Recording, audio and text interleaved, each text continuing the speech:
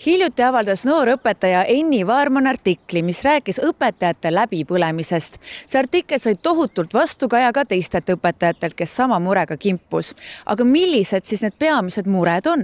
Artiklis, millel on tänaseks juba 235 000 vaatamist, räägib õpetaja, et kooli nurga taha, kuhu kunagi kogunesid salaja suitsetama noorukid, lähevad tänapäeval hoopis õpetajad. Mitte suitsetama, vaid lihtsalt hingama.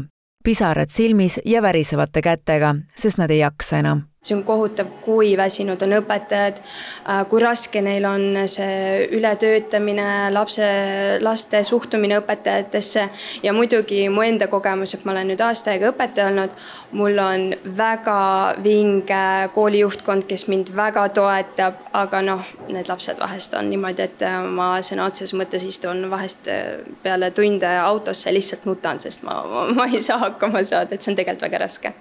Õpetajad ütlevad, et neilt oodatakse igal hetkel ideaalsust. Nad peavad olema digipädevad, empaatilised, alati naeratavad ja valmis igaks ootamatuseks.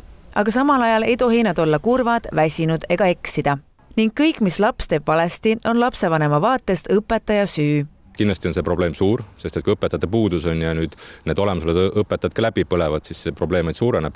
Ja loomulikult on sellel roll selles ka lapsevanematel, kes oma muredega tegelikult pöörduvad õpetaja poole, mis tihti võib-olla ei ole alati põhjendatud ja neid mured saaks teistmoodi lahendada. Õpetajad kurdavad, et tihti puudub neil aeg isegi lõunapausiks. Vahetunnid kuluvad e-kooli sõnumitele vastamisele või klassi koristamisele. Mõnes koolis on olemas toetav juhtkond ja hoolivad kolleegid, aga paljudes kohtades jääb õpetaja oma murega üksi. Laagna gümnaasiumijuhi sõnul püütakse nende koolis õpetajaid hoida inimliku suhtumise ning usalduse pakkumisega.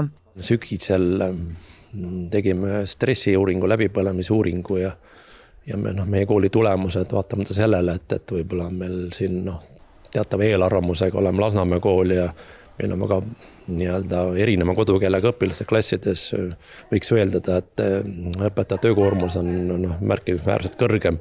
Ei ole meie kooli õpetajate stressitase üldsegi nii kõrge, kui me arvasime, et pigem märkimisväärselt madalam kui mujal koolides. Vaarmani sõnul on probleemiks ka see, et lastel ei ole tänapäeval enam täiskasvanute vastu austust ja see tähendab ka õpetajate vastu.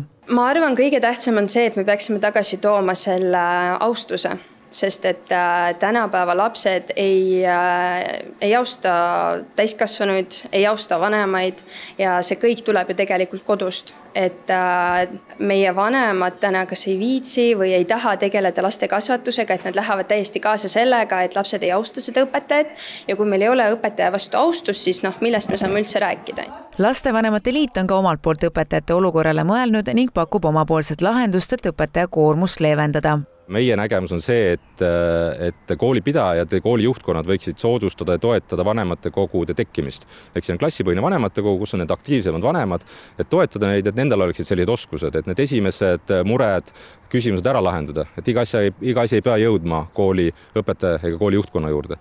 Ja koolijuht annab omalt poolt soovitusega lapsevanematele. Eelkõige usaldage õpetajat, et õpetaja on kõrgharitud spetsialist.